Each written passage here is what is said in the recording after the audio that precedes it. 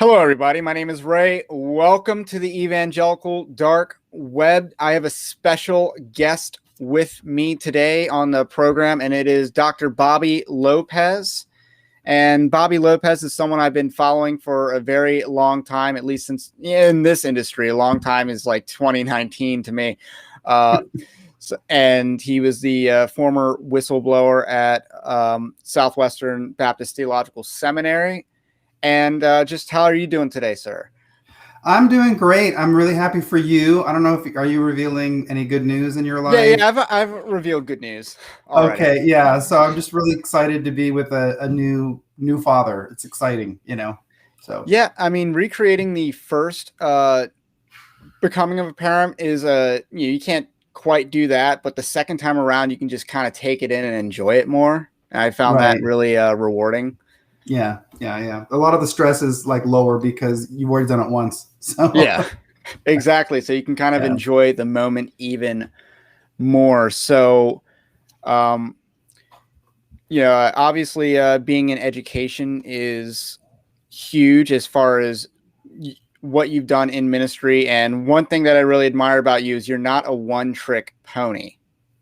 Hmm. Uh, and you have a lot of people that are like ex-gay, but that's all they focus on. But you have so many different areas of focus for your own personal ministry and advocacy in the church. And I just really, just appreciate that, that sharpness on one issue doesn't just stay on one issue.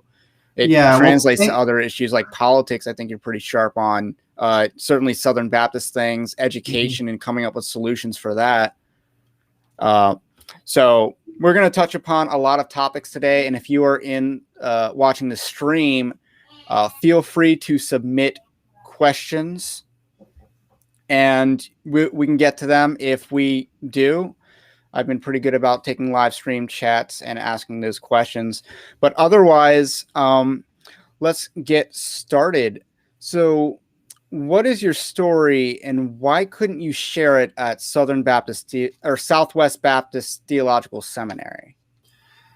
Well, Southwestern at the time that I was there, I came in under Paige Patterson, who I'm sure he wasn't perfect. A lot of people have stories that are negative about him. My experience with him was he was a very upright person, and he had brought me in because he saw the work that I was doing in California. He knew that I was under attack in my tenured position at California State University, and he brought me to the seminary to teach the classics and to teach the great books because that is my academic background. But he also wanted to give me a platform because of the fact that I had come out of the gay community. I grew up in a gay home. I was sexually abused when I was younger. I had written very frankly about that. And I experienced sexual confusion. So I was in the lifestyle for a while.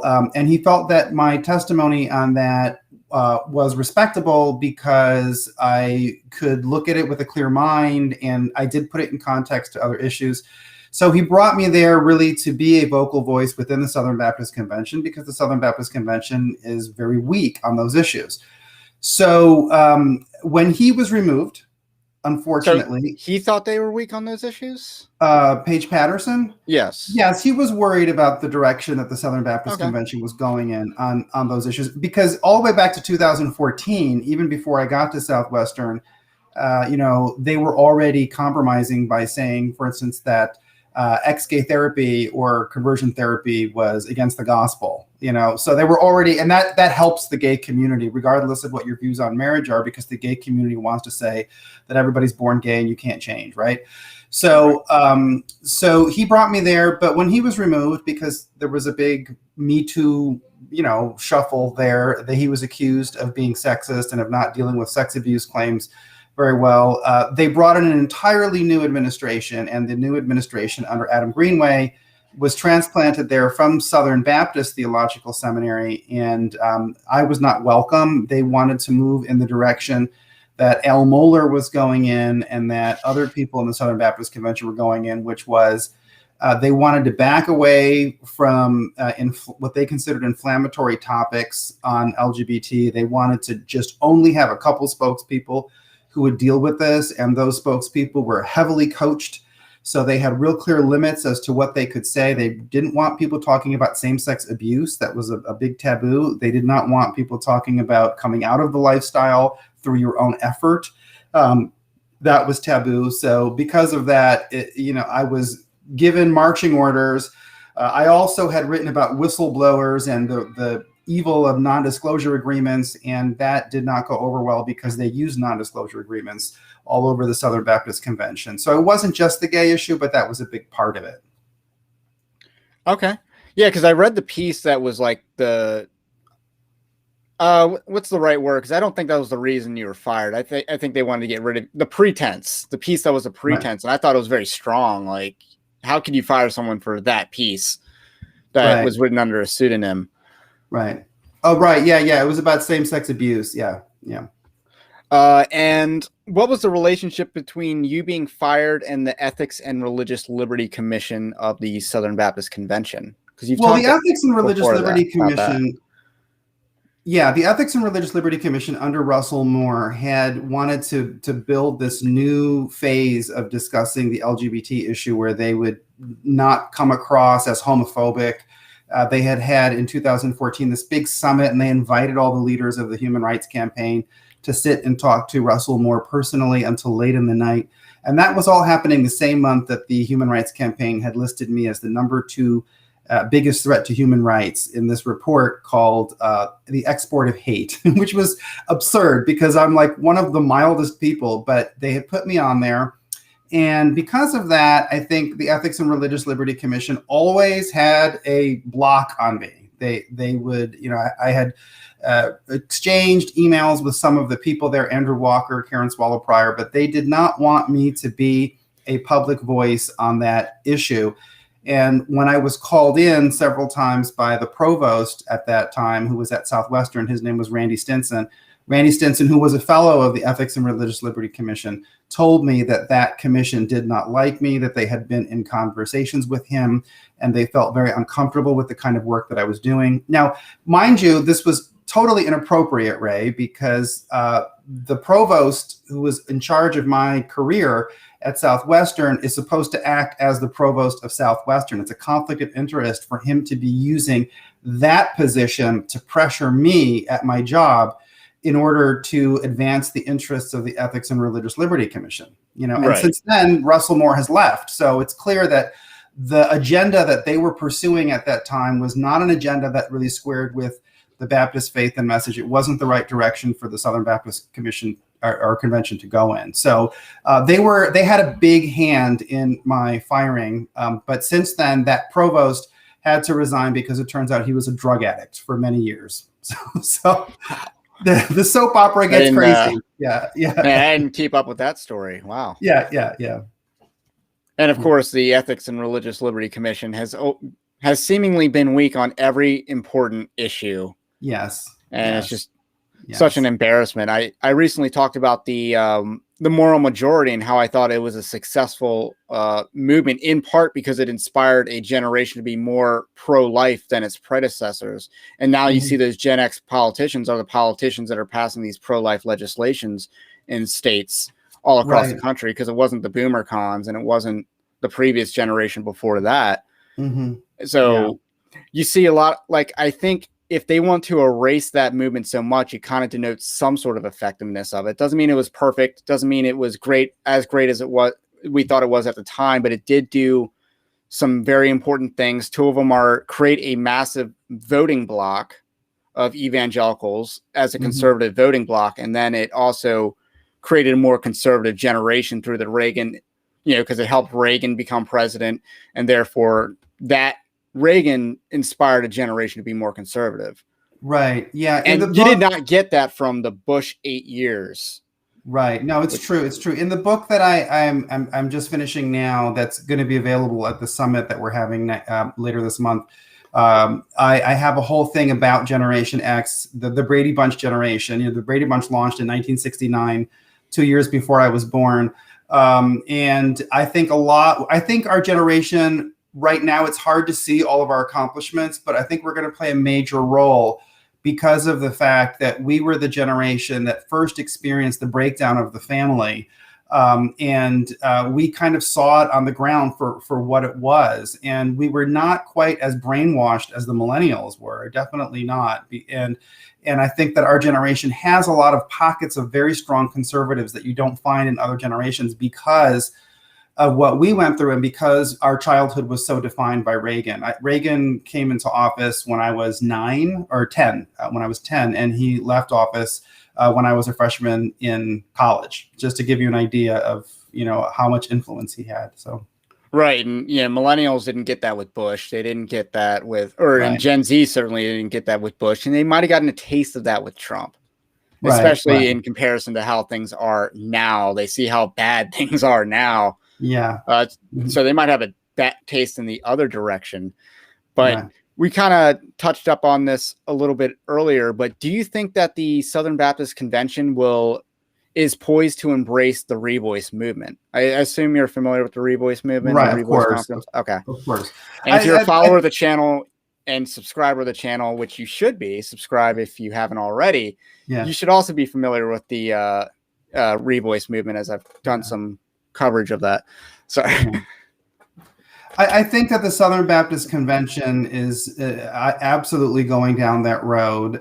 They're going to repackage it and they're going to relabel it a million ways from Sunday. They have tried to talk out of both sides of their mouths on the LGBT issue for a very long time because they need the donations and they need the tithes and they need the church-going attendance from conservative people who want to see evidence that they're going to stand up for biblical sexuality.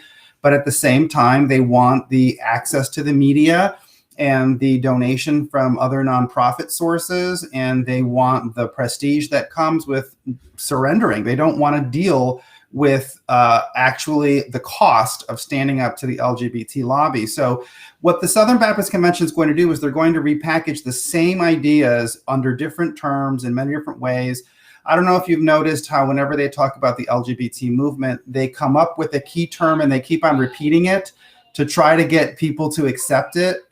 So for instance, can you give an example? Hospitality. Remember that Rosario Butterfield is probably my favorite example because they love putting her out all over the place. And you even have people who would seem like they're very solid, like James White and Douglas Wilson, and some of those people who think that Rosario Butterfield is better than Revoice. And she's worse than Revoice. Really? They're going to keep on repackaging the exact same thing over and over and over again. But she's a perfect example. She goes out and she says that she repudiates Revoice. And then you listen to what she's saying. And she says that heterosexuality is not holier than homosexuality. And it's actually heretical to say that people should try to become heterosexual because that's the prosperity gospel. It's very, very convoluted and it doesn't make sense. And then she basically says that, people can't change of their own will, but it's wrong to be gay. So she's worse than Revoice because Revoice basically says it's not wrong to be gay, just don't act on it. She says it's wrong to be gay, but you can't do anything about it and nobody can help you do anything about it. You just have to sit there and hate yourself until you're struck by lightning. So, that's what they're going to do. They're going to keep on repackaging the same thing over and over and over again, which is, we want to stick by the Bible, but we don't actually want to tell people that what they're doing is wrong. And we want to be friends with Jonathan Merritt. And, we want Beth Moore to be able to go to gay film festivals, or I guess it's Karen Swallow Pryor. They're just going to keep on trying the same thing over and over and over again until they have driven out everyone from the Southern Baptist Convention who realizes where this is going. And they're stuck with basically a knockoff of the Episcopalian Church. That's the future of the Southern Baptist Convention. I hate to tell you, but that's basically what Beth Moore and Karen Swallow Pryor are. They're Episcopalian knockoffs. Yes, but they don't have the guts to leave the Southern Baptist Convention and go join the Episcopal Church. Yeah, because the Episcopal Church doesn't have the money for them. They want to go where the money is. Karen Swallow Pryor is I think it seems to me, I can't know her heart, but it seems to me she goes where the money is. I mean, there's absolutely nothing ethically admirable in it whatsoever. It's not principle at all. The same thing with Beth Moore. Why did she stay in the Southern Baptist Convention if she was so unhappy with all of these supposedly ultra-conservative viewpoints? It's because they have a lot of money. They're the largest Protestant denomination. So yeah, and she's now going towards that Hillsong crowd, I believe, and there's money there. Yes. To the surprise of no one, you know what I mean? It's like right. It's not shocking. So, yeah. So I'm sure she can book a Sunday at Levi Lusko's church or whatever. Right. So this news broke today, and or not today. I think it broke yesterday. But the International Mission Board will be requiring vaccine mandates for its missionaries. Right. So. Right. Well, I think what it boils down to is the fact that the church world is very similar to what's going on in the working world, the workplace, the businesses, and what's going on in the educational world and what's going on in the media world. We are dependent on the pagans who hate us, not only for our livelihood, because our money comes from there, our services come from there, our basic needs that we need, like food and banking and financial services, but also just our entire worldview, our entire sense of expertise and knowledge. It all comes from the pagan world. And so we don't have an independent Christian worldview. We have not had that for a very long time. That's why, I'm refocusing my efforts now. I am trying to join forces with people who want to build an independent, truly cancel-proof Christian world, an independent Christianity. And when you have the International Mission Board, which is supposed to be representing a church, right? But they're so completely enmeshed with the unbelieving world that when they're confronted with something like vaccination mandates, they're just going to go with what the pagan scientists say, and unfortunately, one of the things that happens when you cut God out of your knowledge, out of your whole learning process, is you also just get things wrong on a basic objective standard, even by the scientific standards of the unbelieving world, which is what's happening with the vaccination mandates. A lot of it doesn't make sense. There's a lot of contradictions in it.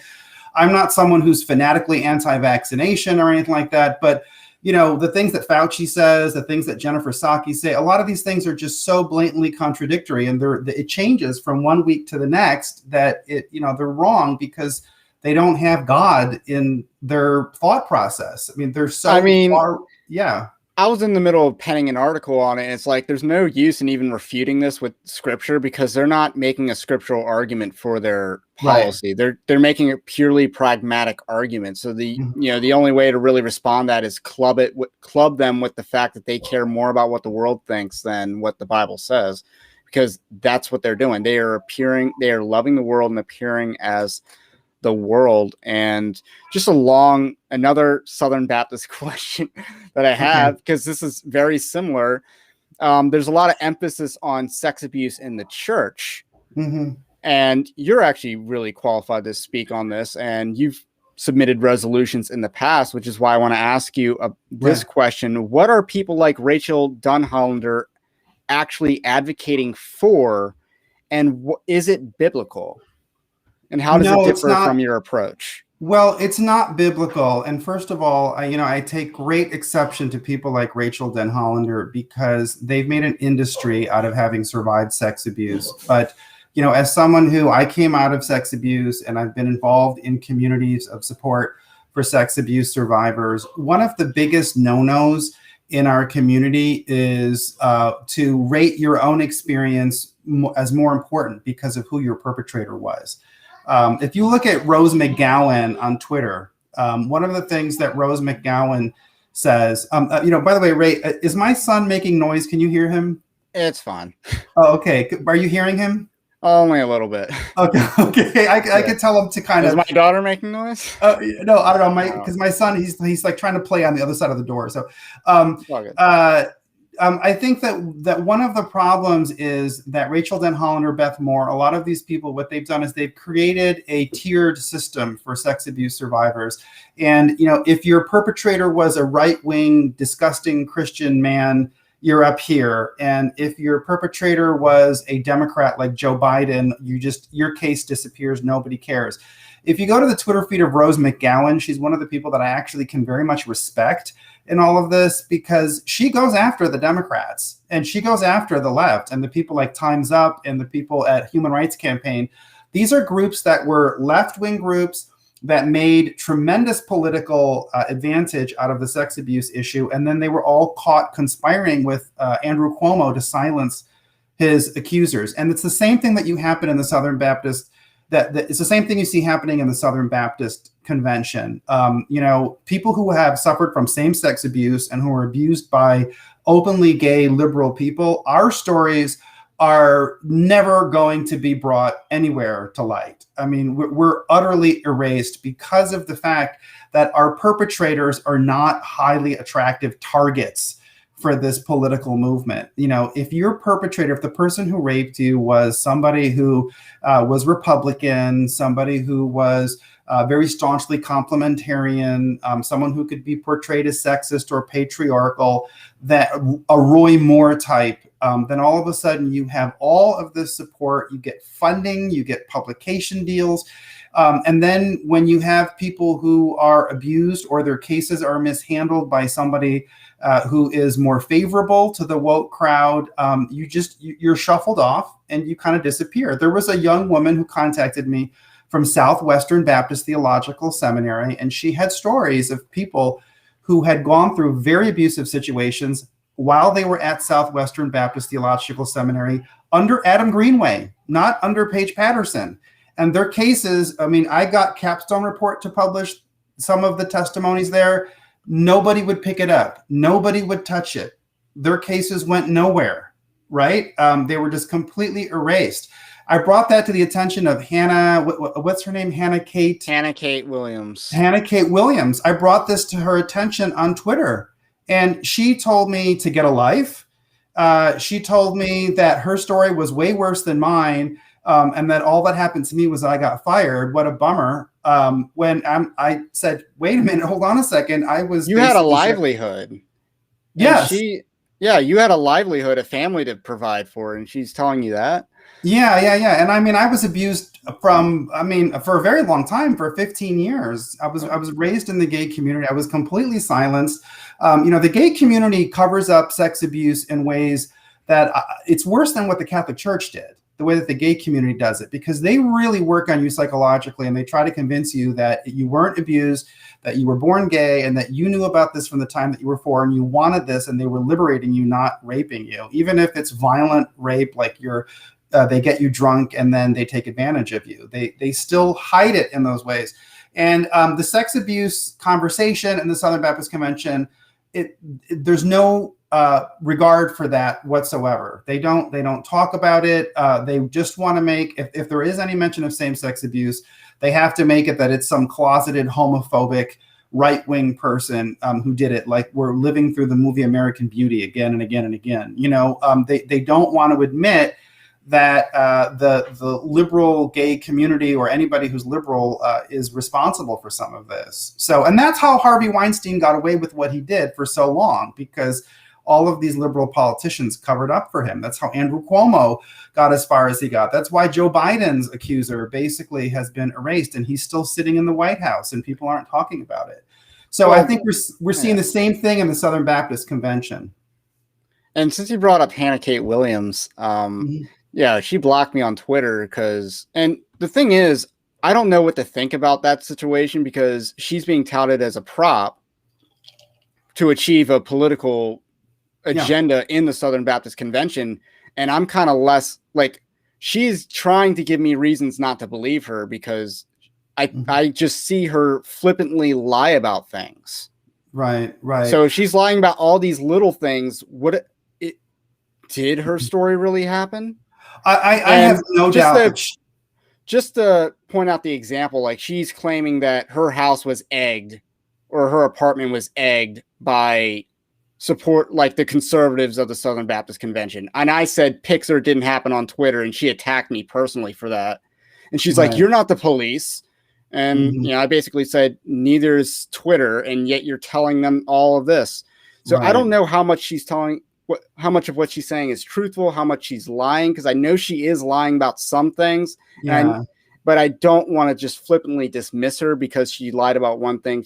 is lying about everything. That's a logical fallacy. You shouldn't go for that. But I would go cautiously. I have no doubt that she was abused. And I say that simply because a lot of that erratic behavior that you're talking about is when you are abused and it's a severe case, like the kind that I went through, you're messed up for a very, very long time. And you do a lot of things that cause people to dislike you because you do a lot of things, you're hurt, you're broken. Okay. And so, but the problem with Hannah Kate Williams is that, she knows that she was used as a prop. She even admitted that. She admitted that Grant Gaines used her as a prop. And she still, I don't like the way that she treats other survivors.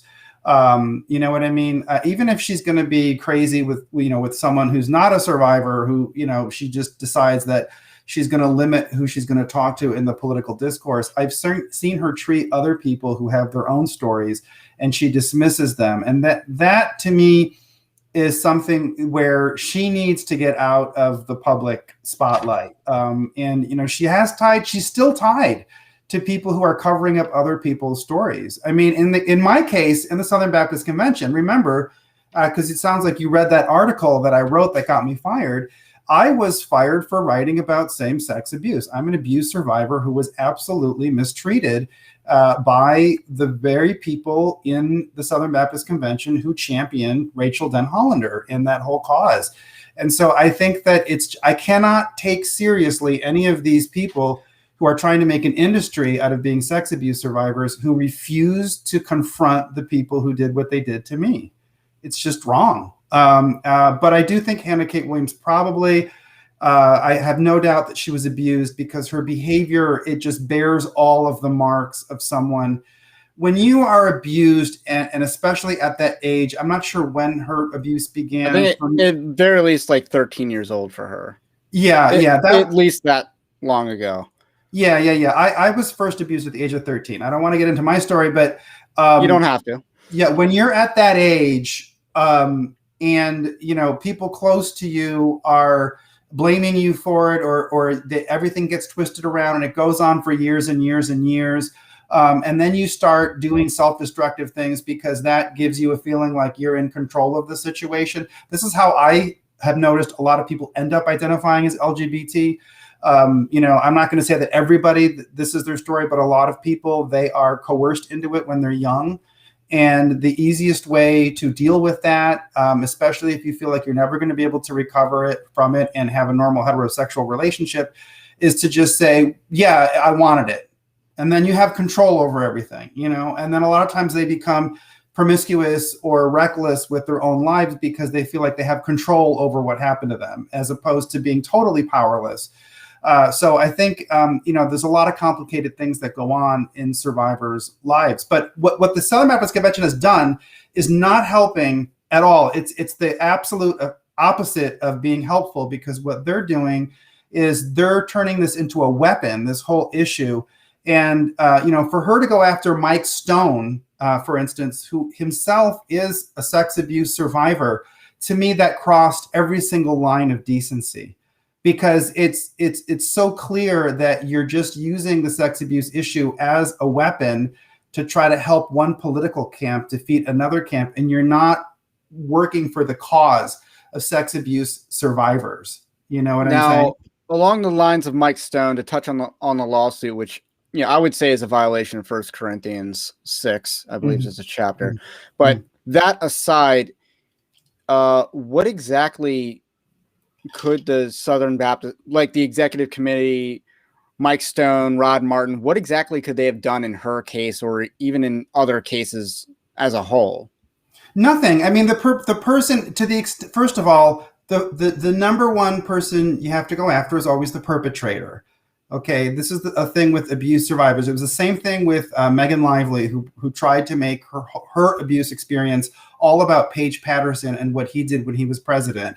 The person who is most responsible for what happened to you is the perpetrator. You have to face the perpetrator. Now that's very hard for some people. Some people, it is very hard to confront the actual person who did this. So if you can transfer all of your anguish to somebody else, that sometimes that is easier for you, but it's not healthy, because now you're compounding your issue. You're dragging more and more people into it. You know what I mean? You're escalating. And then once you finish that person off, then since you haven't faced your perpetrator yet, you're just going to transfer that energy to someone else. Right. So, I mean, it's her father, I believe. I mean, he's the one who's most responsible. If there was anybody in an institutional setting that should be held accountable, it should be the people who were in charge of Lifeway. It should be L. Moeller, who was the president of the Southern Baptist Theological Seminary when all of that happened.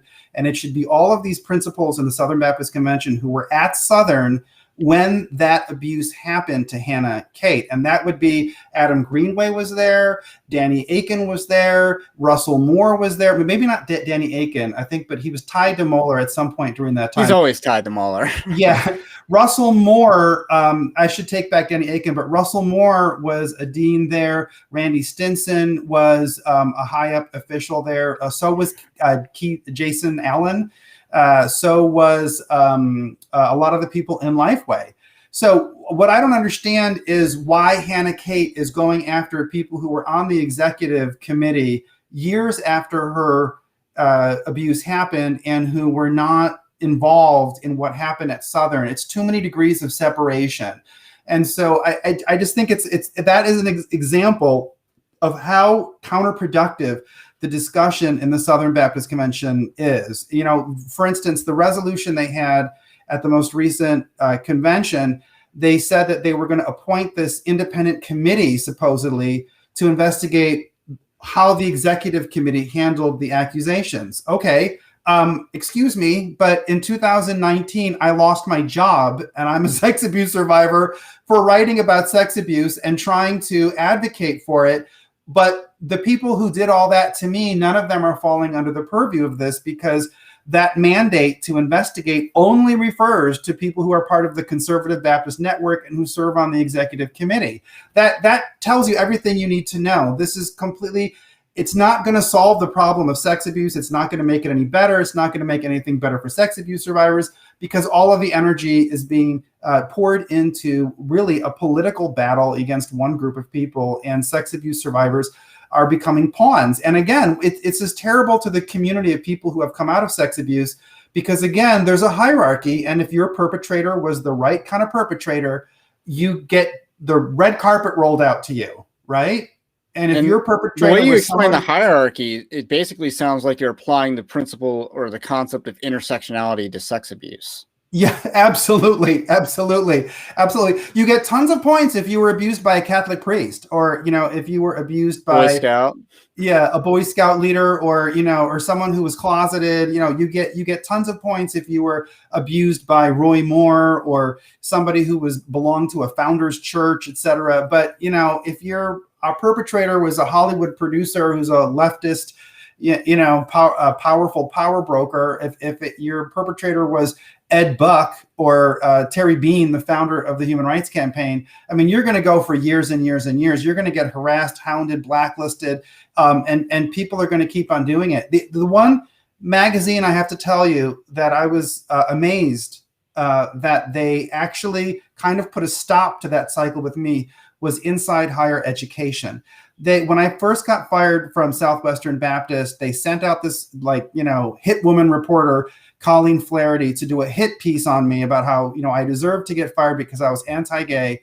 And I got all these people to write to Inside Higher Ed. And I said, you have got to let me respond to that article and explain that the whole reason why I am labeled anti-gay is because I brought up same-sex abuse. And in this Me Too era, that is inappropriate. And they published my editorial, and it's still online. And that stopped a lot of the backlash against me from that left-wing camp. I don't get the attacks from them anymore. So I have to say that the left wing in a lot of ways responded more ethically than Christians, who continue to have the backlash that I'm talking minus about. The progressive evangelicals. Right. Yeah. Right. The Yeah. progressive evangelicals are not. They're not helping me at all. Yeah. I mean, they're more of an enemy to me than the those within the wolves within the church are more of an enemy than the the NPCs out there. in my Right. opinion. Yeah. Well, and I talk about that in the book that I'm finishing up right now, and I'd love to be able to talk about our summit because, We'll get I there think, I because talk about the we're fact that about to shift towards education. oh, okay, good. Yeah, no, the Antichrist church is something that people, even a lot of the people on our side who agree with us, they don't want to take on. They don't want to look at it. And Jesus warned us over and over and over again that there would be wolves in sheep's clothing. There would be people who don't practice what they preach. That, Paul said Satan comes as an angel of light. In many of the eschatologies in the Gospels, Jesus talks about a time when there would be false messiahs and false prophets who would deceive many. So the Antichrist church is real, and sometimes they're progressive, and sometimes they're people who are attacking Russell Moore, but then behind the scenes they're doing everything to undercut, real, true Christianity.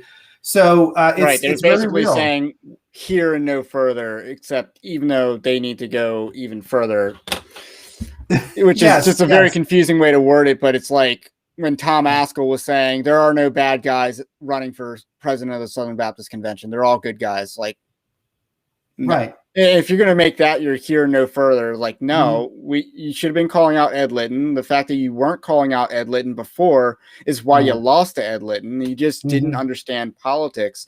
And I think one of the reasons why you're as sharp as you are, and usually everyone who's sharp in this niche is sharp at politics also, and they see the politics in the church.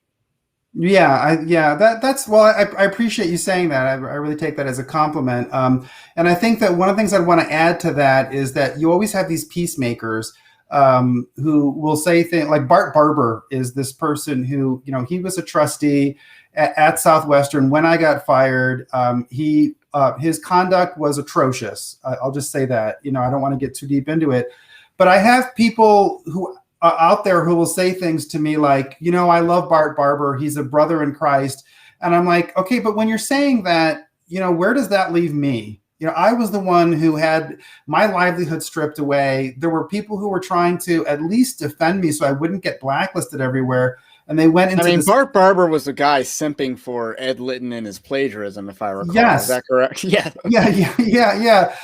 So it's not a small thing to say, oh, look, I'm totally with you on everything, but I'm also going to defend these people who, they're inflicting harm on the body of Christ. They're damaging. You should, at the very least, express sympathy and solidarity and care about the people who are harmed by those people, because if you don't, then that's a lack of love, like the kind of love that Paul talked about in 1 Corinthians 13. That kind of love Paul talks about is the kind, it always protects, it always endures, it's gentle. That means towards someone like me, you have to be nice to me. You can't just like leave me out there. You know what I'm saying? So Liberty University, back in March, you wrote a piece that was very critical about the formation of the Freedom Center, rebranding it from the Falkirk Center. And at the time, I wasn't fully on board, so there's a point of disagreement on the interpretation of the evidence, at least, not the premise of your argument. The premise of your argument was basically this is the downgrade of Liberty University. And where is Liberty University now? I don't know. Have they appointed the new president? I thought they had a new president at the time. And the new president, I haven't voted no confidence on that guy because, whoever was in charge basically apologized for a snowball fight after Julie Roys wrote an article, because she's a Branch Covidian, and she wrote an article attacking Liberty University because they had a snowball fight which contradicted Virginia law or mandates or whatever. Right. And so he had to apologize for that. So I have a vote of no confidence on that guy. Really? Yeah, I don't. The thing about I don't know if you've kept up more with that because you're more academic. Right. Well, no, I'm not sure where Liberty University is now. I think the biggest thing is that I have very low hopes that they're going to be able to come out of where they ended up after Jerry Falwell Jr. was removed. because they have a $3 billion holding legally and structurally. There's nothing really guarding them against a liberal takeover like what happened at Southwestern. The trustees, I don't think, are brave enough to really be able to withstand a public pressure movement. And I think the Falkirk Center, when that was formed, I was critical of it anyway, because Charlie Kirk is, he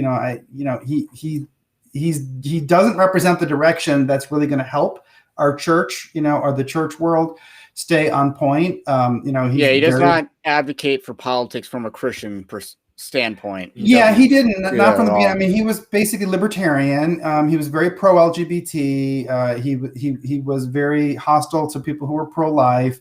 I think the Christian part of it came later, and it became part of the Trump, phenomenon. And when he was removed, here's the thing: there was a whisper campaign. A lot of the people who were in that circle, they told me, well, they removed Charlie Kirk because of the fact that he was pro-LGBT, and they wanted to make sure that the center was going to be solid. But they also removed Jenna Ellis. They removed a lot of people who were tied to Trump from the board. I didn't see Jenna Ellis removed, but then again, I don't get why Jenna Ellis was ever on there, because I don't get what she's done to deserve to be on there.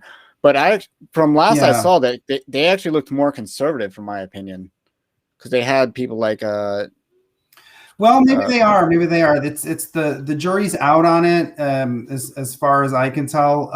I think that Liberty U. I know a lot of people are sending their kids there. They have good faith because they believe that Hillsdale College are like the two bastions of conservative higher education.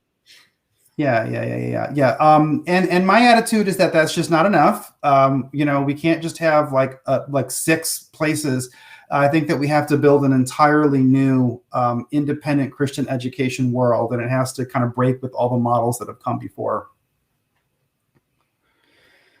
And just along those lines, you've done several streams on the Bible and education, specifically going through the books of the Bible. How would you characterize your findings from that study, if you would call it that? Well, I think the most important thing is that the Bible has to be a textbook in every discipline, and that comes across loud and clear when you actually spend an hour on every book, including Ruth, which is a short book. We even did a whole hour on that. When you actually get into it and you have a conversation about what every book of the Bible says to teachers, and you look at it through the eyes of people who are educators, you realize that every single discipline has roots in the Bible, that the Bible frames everything, and every part of it needs to be part of Christian education. So, one of the examples is when I was reading Exodus, and I was doing that. I think there were 5 of us who were involved in that discussion. And something I had never thought of before was that there's that very long section where all of the craftsman's instructions are given in great detail about building the tabernacle. And then the golden calf comes a couple chapters later. So it showed you when you have people with artistic talents, it shows you what happens when their artistic talents are directed at something that is bringing glory to God. And if it's neglected, and it becomes idolatrous. So it's important to have the fine arts in school. It's important that Christians are part of that. One of the things that I have lamented is that Christians, and particularly conservative Christians, they abandoned whole disciplines. I remember, you might be too young to remember this. How old are you, Ray? 25. Oh my gosh, you're young. You're young. You maybe remember too young to remember this, but in the 90s, when there were many books that were being published about how there was too much liberal bias in education. Believe it or not, people have been doing this for a very long time. Everybody said, was it William Buckley was writing these books? Oh no, he was back in the 50s. No, God and Men at Yale. God and Men at Yale, and then in Dinesh D'Souza. Right. In the 90s, it was Dinesh D'Souza. That was the age of Dinesh D'Souza. It was the early Victor Davis Hanson. It was Roger Kimball. A lot of these people were talking about this stuff. But as the discussion, did the rounds among people, the conservatives, their reaction was, why would you go to graduate school to study English or French? Why would you study Latin? Why would you study history? Why would you study, all this stuff? Everyone should just go study engineering. And if there was any doubt, they would say, well, go to Hillsdale, go apply for a job at Hillsdale. And that was the answer to everything. So they basically sat on tons of disciplines for 30 years. They didn't really help conservatives stay in any of those fields. So in my field, in literature and in classics, all the conservatives were gone by 2015, 2016. History, that's another one that they were driven out very, very early on. Sociology. Yeah.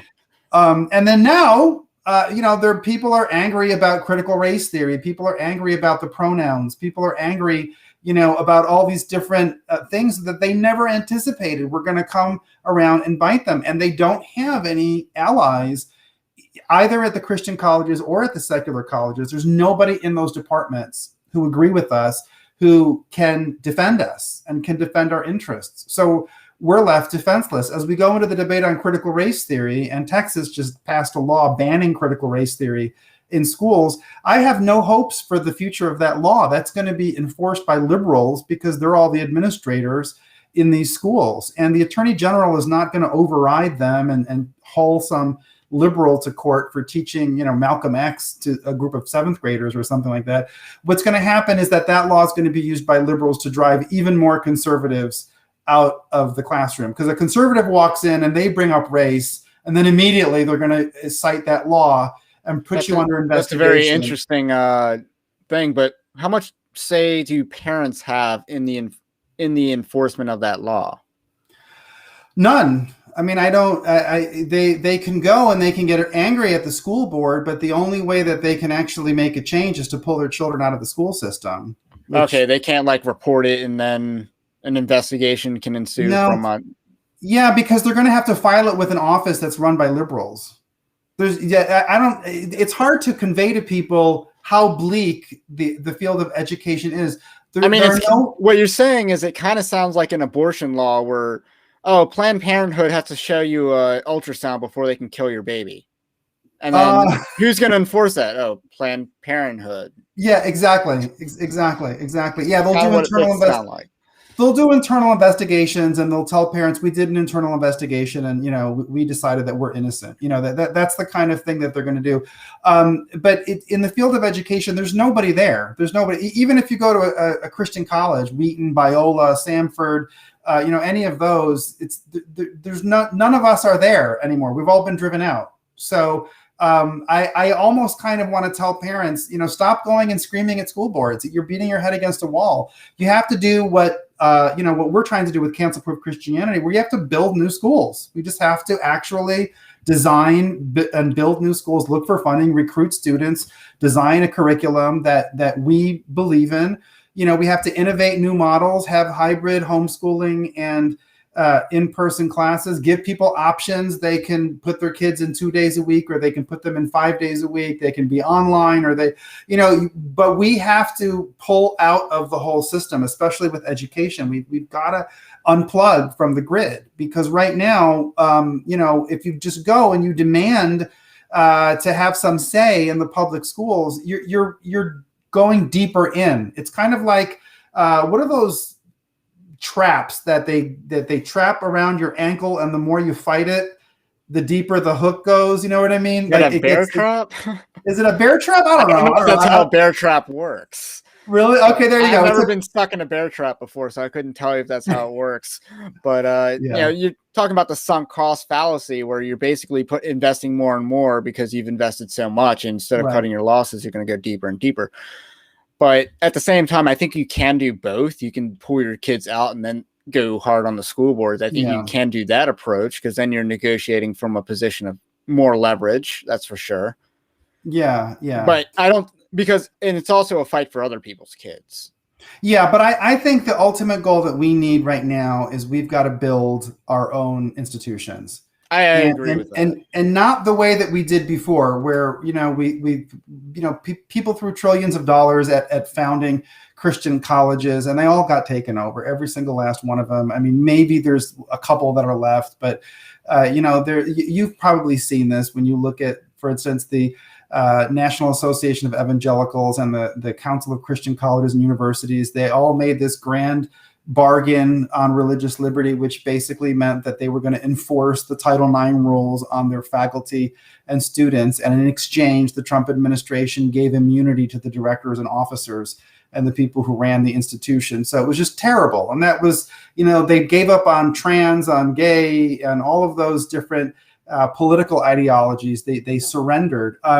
So I think that we've got to really just go back to the drawing board, as much as it sounds painful, and as much as we would love to just move into a civilization that already exists and say, okay, I want to just run stuff that other people built, and I want it to be run the way I like. Unfortunately, that's not where we are. We're not in Deuteronomy 6.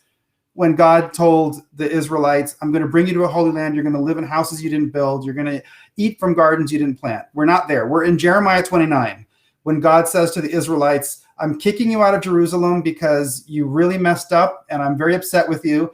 So I'm telling you, you're going to have to live in a pagan country, and you're going to have to pray and help that pagan country prosper, because if they prosper, you'll prosper. But you're going to have to build your own houses, and you're going to have to plant your own gardens, and you're going to have to be self-sufficient, because you can't rely on the pagans who hate you to feed you.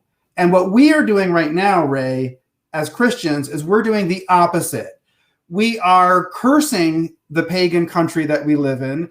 We're angry at it. We're screaming at it, but we're completely dependent on it. We have no way of unplugging from them. If the pagans decide to just not give us permission to exist, they can turn off our lights. They can close our bank accounts. They can take our kids away. They can blacklist us. They can make it so we can't even send emails or place phone calls. That's how scary it is. And the only way to move forward right now is to start from where we are, which is we've got to start building now. We can't just wait around on it anymore. So that's why, I'm working with Jeff Dornick and the people at Gatekeepers to just see who we can gather in terms of entrepreneurs, educators, media content creators, and people who want to found New Testament churches. While we're talking about pulling the kids out of public school, we should have just as much energy behind pulling people out of the denominational churches. Just pull them out, and start small New Testament churches. We got to build from the ground up.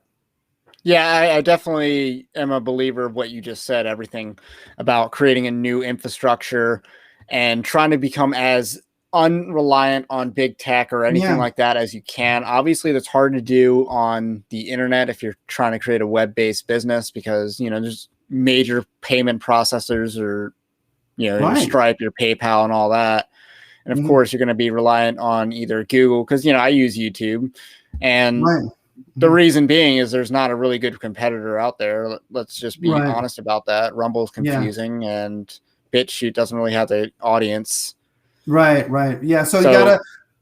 Yeah, I think we gotta build use an audience to train an audience to kind of be better at it. I think we have to start from where we are. We have to start with the assets that we have. I mean, obviously, a lot of us are not going to be able to just quit our jobs working for the pagan world. We're going to have to continue to go to work and figure out a way to bring home, food for our family. We have to support our families, but we have to at least be starting on a plan of how we're going to build this independent Christian infrastructure. Because what we're doing right now, if we just continue where we're going right now, we're going to reach a place where Christian men, there's going to be no Christian men left in America who can speak out about their faith and live out their faith publicly, because every single Christian father is going to know that if they live out their faith publicly, they will lose their family.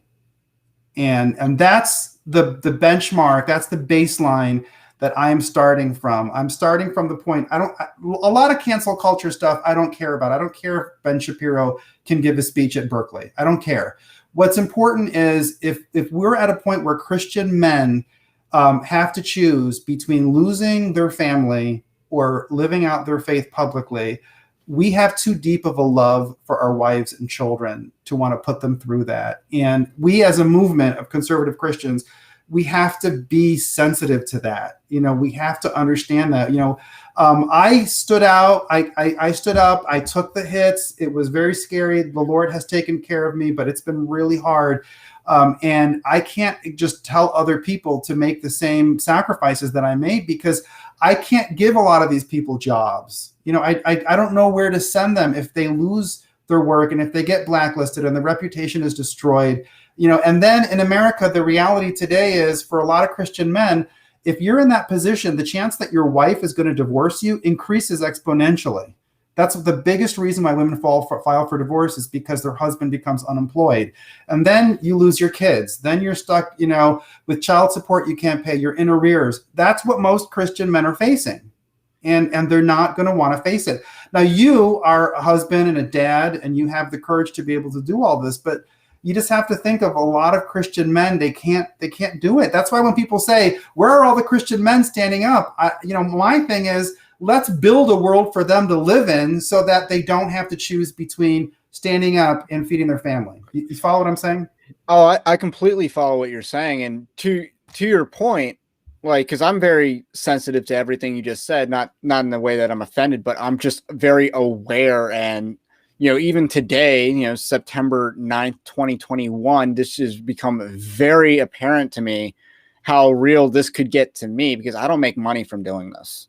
And in case you're in the audience, you can be a subscriber at evangelicaldarkweb.org/join, but that's not going to be, paying me at all. That's going to be towards building a ministry that can, do other projects and stuff like that.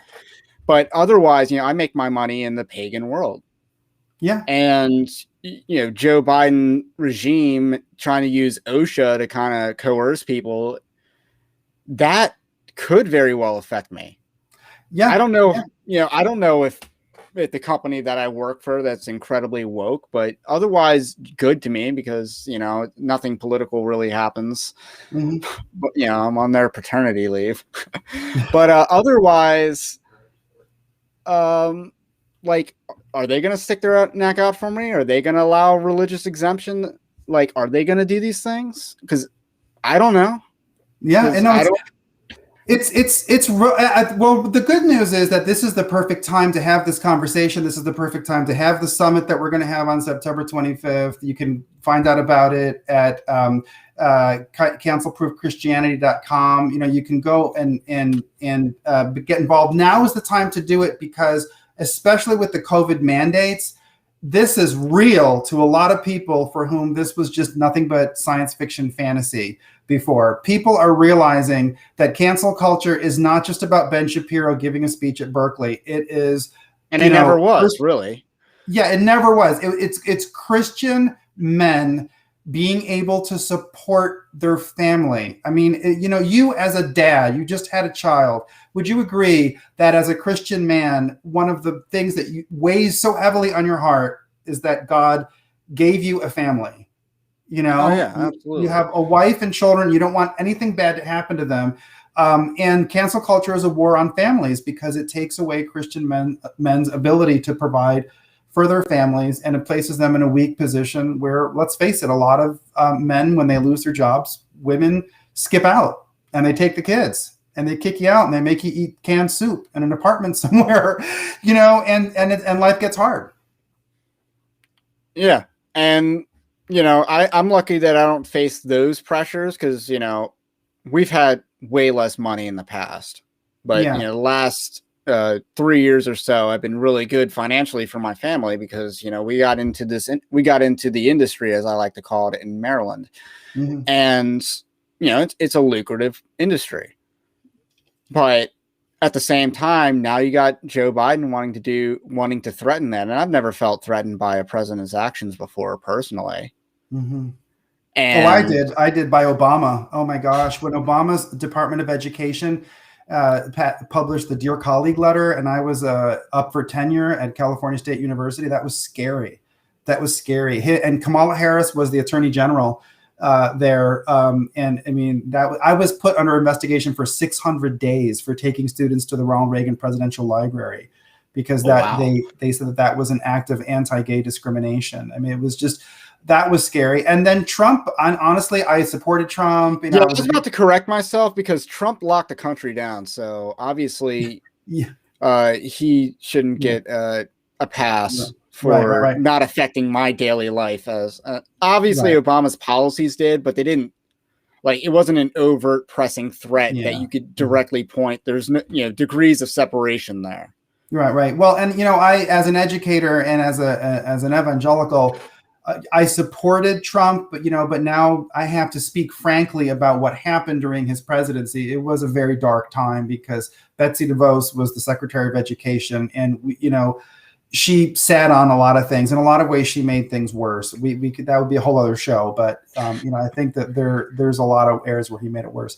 I think someone asked a question. Can you provide a little bullet points of that? Because I'm very curious about how you think she made it worse. Just the bullet point version, I guess. Well, she wanted to make the whole religious liberty issue that she wanted to focus it largely on a libertarian free market argument. So her solutions in education were not protecting Christian teachers in their jobs. She kind of abandoned. It was all about sort of giving vouchers to parents so they could, go somewhere else, and giving Christian colleges the right to expel students and fire people who don't match their statement of faith. It's wishful thinking on the part of conservatives because they always want to believe that they're in the position to fire people or to expel people, or that they're in management or owners. And they don't realize that actually most conservative Christians work for somebody, and we are a labor, contingency. And it's very hard, I think, sometimes for people to understand that. I mean, people don't realize that Democrats are the party of the rich. Yeah, exactly. Yeah, there's someone who says, Righteous Lion. Can I read the question? What organization does Bobby represent? So I don't know who Bobby is, but I would say that we must be strong in the promises of the Lord. One is the promise of persecution, and the other is the promise to provide for our daily needs. I absolutely 100% agree with that, Righteous Lion. That's great. But I think that means that we as Christians need to come together, and we need to be strong. We need to help other Christian men provide for their daily needs, because the Lord sent us as people, who can work together and show acts of support and kindness to our fellow Christians. Remember in 1 Thessalonians, Paul tells the church there, you have to live a quiet life and work for your daily needs so you are not dependent on the unbelieving world. And that verse is about those people being lazy and expecting Christ to come back. Right. Yeah. So we've got to build now. We've got to build now. And I can tell, Righteous Lion, I totally agree with your sentiment there. And look, when I quit my job, I'm sorry, I didn't quit. When I got fired from my job, but when I stood up for the gospel and I lost my job and I was blacklisted all over the church world, I did it completely based on that. And I knew the Lord would keep his promises. I knew he would provide, and I made it through all that. But I also came out of that experience with the very firm conviction that I would not turn to someone else who was in that position I was in and just say to them, hey, look, God is on his throne, he'll provide, and then walk away and leave them with nothing. I mean, I want to devote my time now to working with people to build an independent Christian economy so that people like that have somewhere to go to apply their talents and to earn a living to provide for their families. And the organization that I represent, that I would ask you to go to and visit, is cancelproofchristianity.com. If you go there, you'll see the landing page, and you'll see the information about the summit we're having. Does that make sense, Ray? I'll be sure to add that. Yes, that makes a lot of sense. And I'll be sure to add that in the LinkedIn description if I find that URL.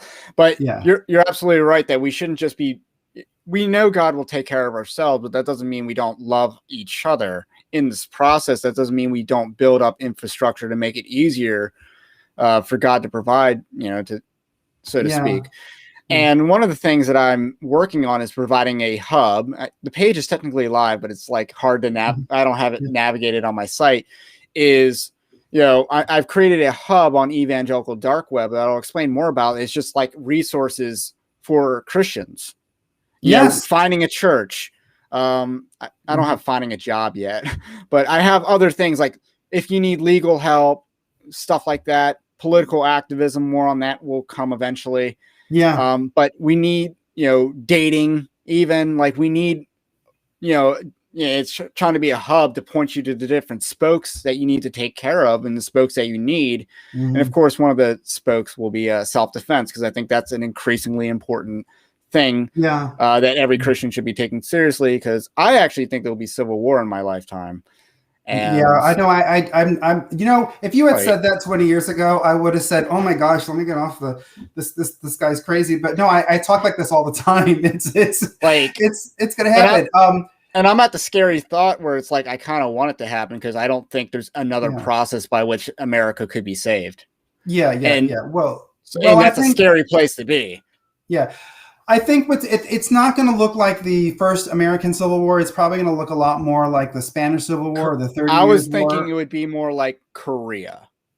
Yeah, I'm thinking the 30 Years' War or the English Civil War, where it's just it was neighborhood by neighborhood. There weren't regions that were fighting against each other. It's just it was a war of all against all.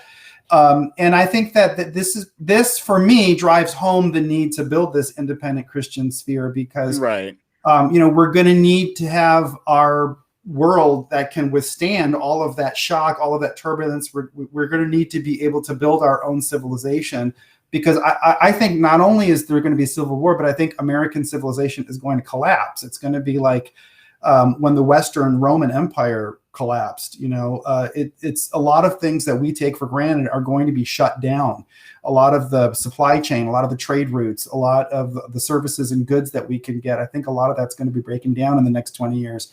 So I think it's good for us to start now. And, what I hear from a lot of people is, who's going to be on your side when you're trying to do this? Who are you going to have? I mean, liberals don't like you. The mainstream of the church doesn't like you. The rhinos don't like you. Look, if we have 1% of the country, that's 3 million people. Okay, that's more than existed in the American colonies during the American Revolution. So I think that we can do it. Oh, I don't have confidence in the U.S. military if it comes to that to stop us. I actually think that they're so bloated and woke that they don't know how to fight a war. I think they're that bad. Because obviously Afghanistan showed that they didn't want to fight a war to win. Vietnam showed that they weren't willing to fight a war to win. Persian Gulf was kind of easy, because you also had the Arab coalition as well. And Iraq also showed that they weren't really fighting a war with an objective to win. So were, and also, just a hot take, I don't think America's had a great general since Douglas MacArthur of the Korean War. Yeah. Well, we haven't had a great general. Yeah, I think one of the things, the military is, we could have a whole show on that, because the military is one of those realms that conservatives very foolishly just believe we don't have to worry about it. They're totally on our side. We can uncritically praise them, and then they're always going to be there to give us political capital. It was them, it was the corporations, and it was the churches. We just assumed that those things were rock solid, nothing to worry about. And all of them are not rock solid. They're made of jello. The military has. I served in the Army. I was discharged in 2012. I was in the Army Reserves, and even by that point, it was clear that the military was, it was not going to be what people thought it was. It wasn't going to be this bastion of conservatism or of traditional values. So we definitely need more institutions. And, just another hot take type of question is, like, you, like myself, weren't really condemning of January 6th, from what I recall. And do you feel vindicated about that 9 months later, and especially in light of recent events? Oh, absolutely. Absolutely. I was not rushing out there. I'm glad that you noticed that. Wow, Ray, you really notice a lot of things. And I remember, actually, you were kind of similar to me. I was not out there condemning what they did. I remember I was on a show of Gatekeepers. One of the younger hosts actually tore into me when we were online. And because it was a group discussion, and he said, you should not be praising that. We should go back to our homes and try to run for political office. We shouldn't be praising people breaking into the Capitol. And I was very confident that a long-term investigation would turn up evidence that it was not a coup, it was not an insurrection, that the worst part of it were instigated by provocateurs. That was obvious to me.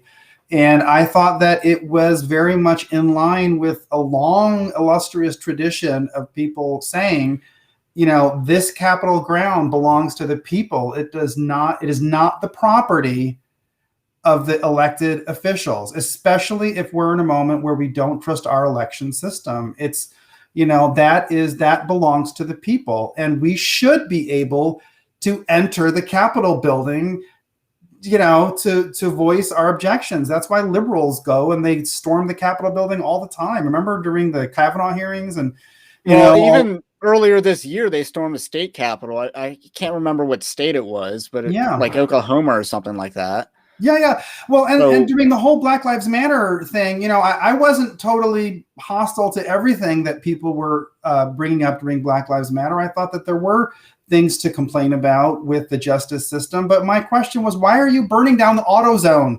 Why are you sacking if you burn down a police station, I would understand, because then your violent protest is correctly targeted. Right. Yeah. That would be understandable. Why didn't they go to, I don't know, well, Madison, I think they did Wisconsin in some cases, or something. But the purpose, they weren't about burning down police stations. They were about burning down communities and getting that free money out there. That was really what it devolved into. Mm-hmm. And of course, it was also to set up their black bloc type of militant groups and stuff like that. Yeah, and it was about defeating Trump and trying to galvanize a media sympathy for them, and to get people out in the streets in preparation for the election. And the Democrats who orchestrated all of that, they were very careful to use those rioters in a way that they could be kind of let out of the bottle like a genie and then put back in when the whole thing was over. Yeah, it certainly has gone in that direction. And then you have certain things like Kyle Rittenhouse, who's basically a proxy for this looming civil war that I think will happen. He's the proxy for that. What happened to Kyle Rittenhouse? Is he's still charged, but that trial will be a proxy. Yeah. Like if he's found guilty, then there will be no way we can trust a justice system. I don't think he will be, because you got to think in a place that voted Trump, they can find at least one good conservative for it out of 12 people to fill a jury with. But that's a proxy for the Civil War, is the fact that he killed 2 communist militants while being, kind of a militant himself, but still. Yeah. Mm-hmm. But then again, and the same people that condemned January 6th, that were so quick to condemn that because they wanted to appear in the good graces of the establishment media, it really was, those same people would also condemn the use of the Second Amendment. Right. So it's like, I can't care enough to condemn that. So that was basically mine.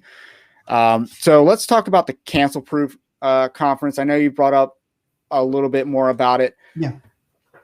But just give us the sales pitch and what it's going to be talking about. Well, look, I'm going to say this is the most important thing I've ever worked on, because I think that this is very important. We're looking at, and that says a lot. You've worked on a lot of important things. But this is the most important one, because you know what?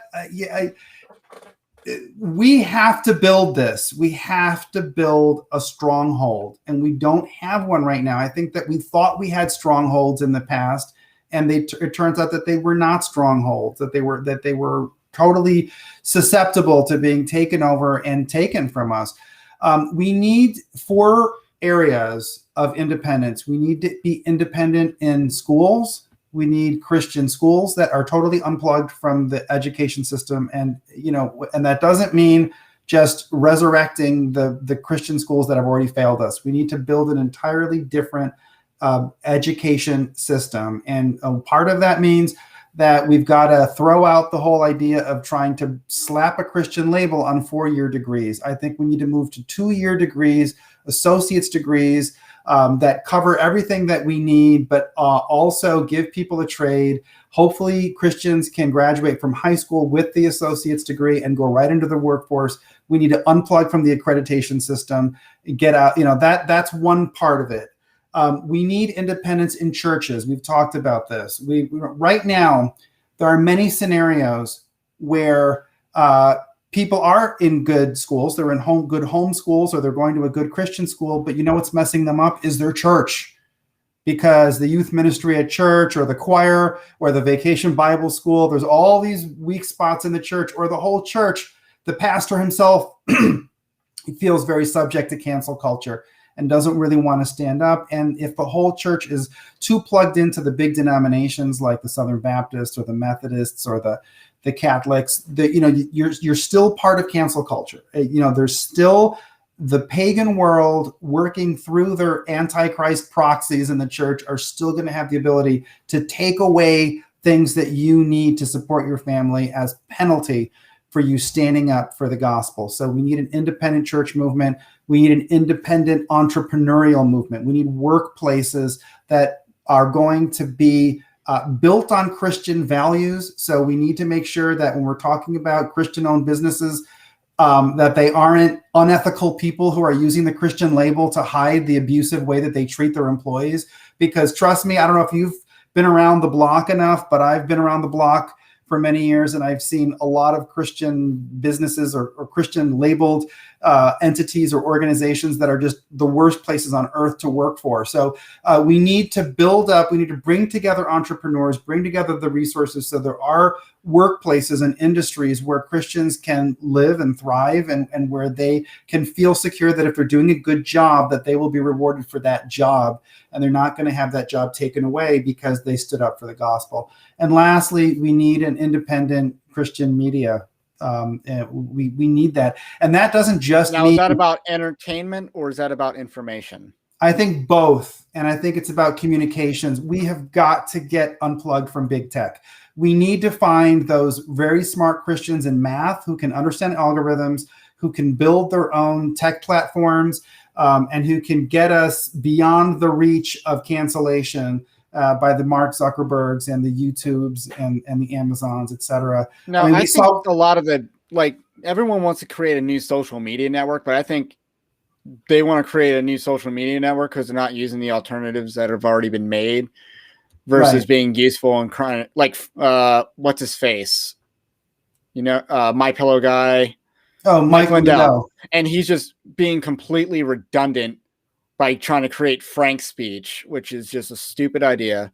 Right. And I don't even think the people that shill for every other social media platform are even shilling for that one. Yeah, and part of it is, I've done a lot of stuff with community theater, and I'm still hanging on. I still run a monthly reading and writing, creative writers group. And so I still think we need stuff like that. We need, when I talk about trying to have independent Christian media, we need narratives, we need culture, we need entertainment, like you said, that is not just like the Hallmark Channel or Pure Flix or these kind of options we've had before. We need creative people who are Christian to have a place to go with their creative talents. Again, they shouldn't have to kind of cut in, because you're basically speaking to what I'm doing or plan to be doing, because I plan to actually write more, because I do writing. So I basically plan to write as soon as I'm done the book that I'm working on, which is nonfiction, which is a little hard to write because, writing articles and then trying to write another page or two on top of that. But we're like 25,000 to 30,000 words, somewhere along that done. But after I get done that, and if you're what was it here? If you're a zealot on the Evangelical Dark Web, you get a free copy of that book when it's done in any book that I write. But after that, I'm going to go on to the fiction route, and we're going to tell more gritty stories or comedies. They're going to be like a complete comedy, but either way, like I can't do Hallmark. I can't do Pure Flix. I'm about to start watching The Chosen, and we'll see if that's any good. Right. And I kind of have my apprehensions, but because of what, the people who made The Chosen were the same people who made Angel Vid, which I think is just a crappy product, and I don't want people to censor what I'm watching. But so we need to get rid of the sensibilities of like entertainment and just focus on storytelling, because the same sensibilities that you would apply to storytelling that you say storytelling shouldn't have are the same sensibilities that the Bible violates. Right. I'm reading through the Bible cover to cover. So I on Ezra right now. Right. And it's like, if you read 1st and 2nd Kings, like, wow, this is really bad. Yeah. No, I mean, like there's people eating their children. Yeah. They're sacrificing their children to Molech. If you want to go back to 2nd Samuel, you got Absalom having sex with David's concubines on a rooftop for everyone to see. Yeah. And it's a pretty graphic book. Yeah. So, and it's like, we can depict sin more grittily without glorifying it. And I think that's what Christian entertainment fails to realize. You can depict sin without glorifying it. And if you also look at the best storytelling done in movies, they're mostly all rated R.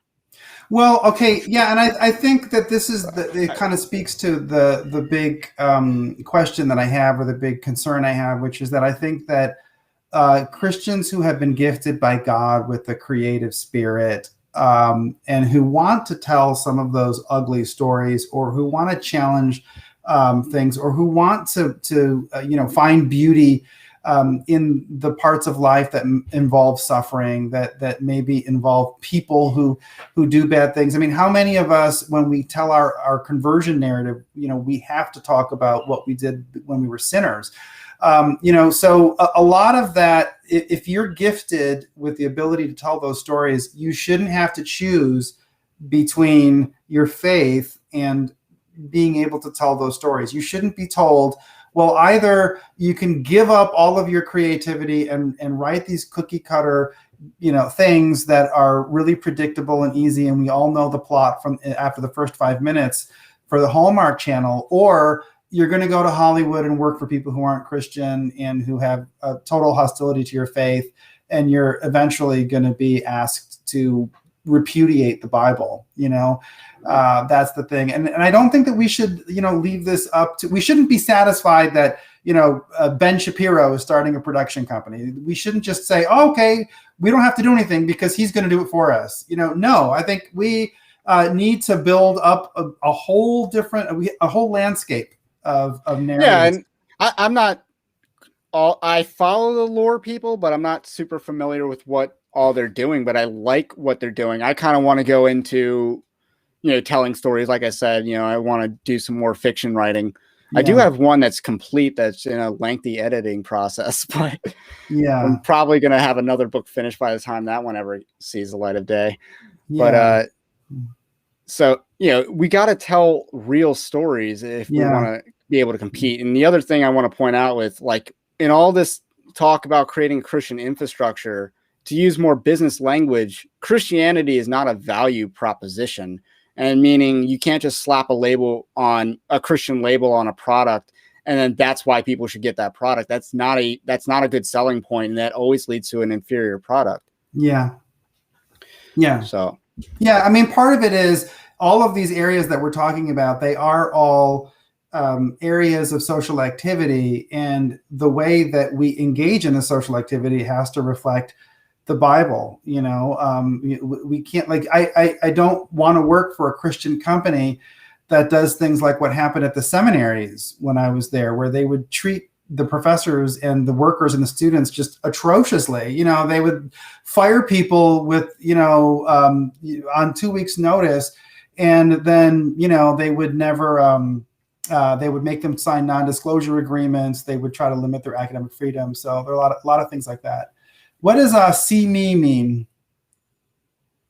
Yeah, CME. I don't know what that Christian media entertainment. I don't quite. I think probably. No, if you're in the comment section, just clarify that one real quick.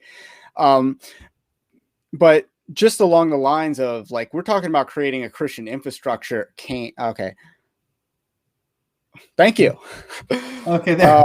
So we're talking about creating a different Christian infrastructure, but the point of that is not to, in my opinion, like you don't come off across as a dominionist.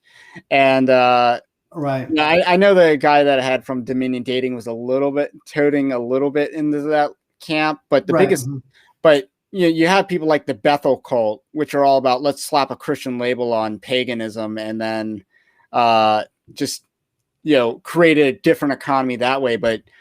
And obviously that's not going anywhere except for their music industry. Like they're doing something there, and I think they have a movie coming out because apparently, yeah, I can't. Reckless Love is a movie worthy song. Apparently, did you not? Yeah, no, I know there's a lot of it that's derivative. We just need to plant our gardens and to grow up. We need a bumper crop of creative people, that Jeremiah 29, where you need to grow your gardens and eat from, what you grow. That applies metaphorically also to the creative world that falls under what I'm talking about with the media. Part of it is just straight technical stuff. We need people who can build servers and who can build, data sharing networks and stuff like that. So we have platforms and they can't be turned off by Amazon. But we also need the idea, the content that also has to be cultivated. And I constantly run into people like you, Ray, they're creative, they're Christians, they're people that they could do great anime, they could do great science fiction, they could do horror movies or dystopian, tragedies, they could write drama, soap operas, all these different things. But the Christian world, it doesn't cultivate their talents. And I guarantee that if I pitched the book idea that I've been contemplating in my head to a Christian movie company, they would never accept it. They would, of course they wouldn't do it. And the perfect example, it would be a hard rated R movie along the lines of Rambo or Falling Down or something like that. It would be along those lines. Yeah.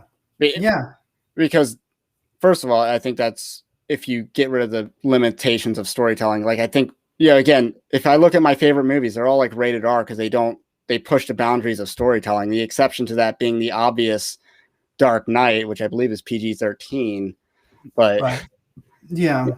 Well, no, I think Aliens, Predator, Terminator.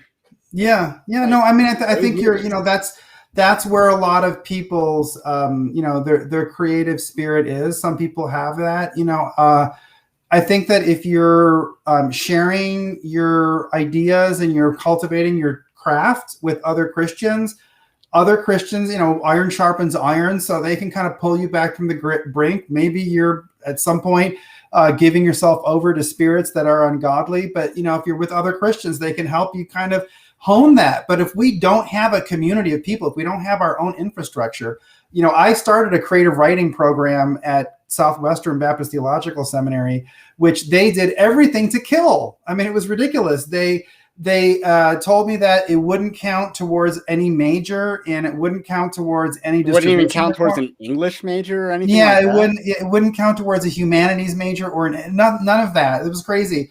And so I could get 5 people because everyone else, they had so many credits they had to fill with other courses. But then, of course, I was fired after 1 semester of that. So that died there. And the drama club that I founded also died there. So a lot of the part I'm classifying under media, I think that we need to cultivate this. And the book of Exodus is the perfect book to look to, because look at what happened with the golden calf. When you don't have all of that guidance and all of that support for the craftsmen who were making all of the beautiful things that they were supposed to make for the tabernacle, they put their efforts into something ungodly and something idolatrous like the golden calf. So this is an off the wall question, but I feel like you may have discussed it. Genesis 5, we see a bunch of new arts like mathematics, music, and stuff like that kind of emerge from the descendants of Cain. Mm-hmm. Do you like an explanation for that? Because that's like one of the mysteries of Genesis that really confounds me. I'm like, why were these people so blessed to come up with all these accomplishments as the way we see it? The way I would see it, like I see, creating music is an accomplishment. I think art is an accomplishment. Mm-hmm. Mathematics is an accomplishment. Why were the descendants of Cain so blessed like that? With Gosh, I'd have to really spend a lot of time thinking about that, because we didn't focus on that passage when we did because Genesis. that's where a lot of these like disciplines started, was in Genesis 5. So I just it's one of those mysteries to me. Yeah, well, it is interesting. Everyone always debates the Nephilim or. Yeah, well, the thing about Cain, remember that God curses Cain, but then he also protects him, right? So there's a mixed feeling about Cain. I mean, the same thing, look who his parents were. They were the ones who they they bit from the apple, and so they brought the curse of sin upon the world. But then God still blessed their descendants, right? I mean, he still cares about their descendants. So it might be one of those things where there's a very dual relationship there. Yeah, and that's definitely one of the most apparent explanations, but it's just that's one of the weird mysteries to me, is that the fact that the descendants of Cain, who are otherwise not very regenerate looking, definitely seem to be materially blessed. Well, we're going to be talking about a lot of that at that summit on the 25th, because we're going to have speakers on each of the major disciplines and talking about what Christians need to be doing in those disciplines in terms of building up a Christian contingent in those disciplines. I'm going to be talking about languages and literature. I think we need Christian translators. That's a big shortage. We need Christian writers. We need people who are good with the languages, because now, the way the left beats us is they control the language, right? So the worst thing to do is to just tell Christians not to study languages. That would be terrible. We're going to have people talking about the career and technical training. Jed Saul's going to talk about that because he's a producer, so he knows all about what you need to staff a technical project and what schools need to produce in order to have the staff ready to go with a Christian business like that. Jeff Younger is going to talk about mathematics and algorithms and why it's really important for Christians to be involved in that field, because most of cancel culture is actually based on algorithms. And so much of the digital culture, if we don't have Christians who understand those complex mathematical formulas, we're not going to be independent. We're going to be constantly under the scope of the cancel culture warriors, right? And then we're going to have other disciplines like the health sciences are going to be represented. History is one where I just really want to scream from the rooftops to conservatives. It was a really dumb move to abandon history back in the 90s, because now that you're going and you're angry about critical race theory, you have to understand how the conservative Christians were completely erased from that field. And we can't let that happen again. And, it's funny, not this past week, but the previous time I was at church, because I had a baby and all that. But the previous time I was at church, I was, the pastor was telling an anecdote about Napoleon. It's like, what's interesting is they don't really teach Napoleon in school at all. The Roman Empire, you get like a survey, cursory coverage of, but there is so much history that's not taught in school, and like major history, like Roman Empire is not really taught in public schools. The medieval era. I was taught a little bit of that in middle school and a little bit of that in high school, but Roman history is never covered because they do like an ancient history in like 6th grade in Maryland. But you always start at like way back, and the way that you'd never get far enough. So I don't even think we got to Greece. We might have gotten to Persia, but never past that. So it's just the things that aren't covered. I've learned more history on YouTube than in school. Yeah. And I had some decent history teachers, with at least one major exception, but I had decent history teachers, and the curriculum just doesn't cover all these major things. Like in American history, probably the only event that's taught in American history in every public school is the Holocaust in the 20th century. That my caveat is the 20th century. The only event covered in every school is probably the Holocaust, maybe the civil rights event, civil rights movement, certainly in February. And then the only 21st century event covered would probably be 9/11, but you're not going to cover anything even close to that in a Yeah. school curriculum. So and part of the education is we need to fill those gaps. Like, well, I'll give you an example. One of the books that I've been working on, I don't know when this is ever going to get done, but I wanted to talk about the collapse of the major languages, Spanish, French, German, and English, how each of those languages had a period where they were the global language that people had debates in about God and about human experience, etc. And then each of them had a period where they then declined. I think English right now is in its decline because of all of the craziness with gender. That's what's bringing down English, I think, trying to regender all the pronouns and everything. So do you think a new English will emerge? Like this is Clockwork Orange, or do you think a different language will take over? I think we're not going to have, I think this is the end. After English, we're not going to have one of those global languages that brings together all that discussion. I think that, we're just not, it's going to be the end of an era.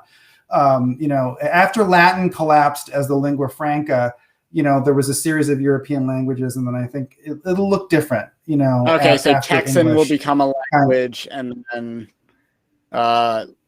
Bayou will become a language, Floridian will become a language, stuff like that, you think will emerge? Well, or it'll be like Spanish. There's millions of people who speak Spanish, but that's not the language that, it's not the global language in which you have the big debates in anymore. Oh. It's very much tied to a region, and it's very much tied to specific things with them. I think the Spanish Inquisition, for instance, had a huge impact on Spanish in that way. I think Napoleon and the French Revolution had a very similar impact on French. It kind of it took away its logic and its ability to really attract people. And I think obviously World War II did that to German. But my point being that when I was studying this, I was checking a lot of books out of the seminary library. And the seminary library had not been updated in a very long time. Their book collection looked exactly the way it looked in the 1950s. And there were all of these books on the Spanish Inquisition that were fascinating. I mean, I just loved it. And then I would go to the TCU library, the Texas Christian University Library, and theirs was more up to date, and most of that information was missing. The Spanish Inquisition, they don't teach. I mean, people have no idea what that was. What was it? But that's what I mean. That there's whole parts of history that have just been missing. What would you say the Spanish Inquisition was? The Spanish Inquisition. I have different perceptions that are probably not super accurate.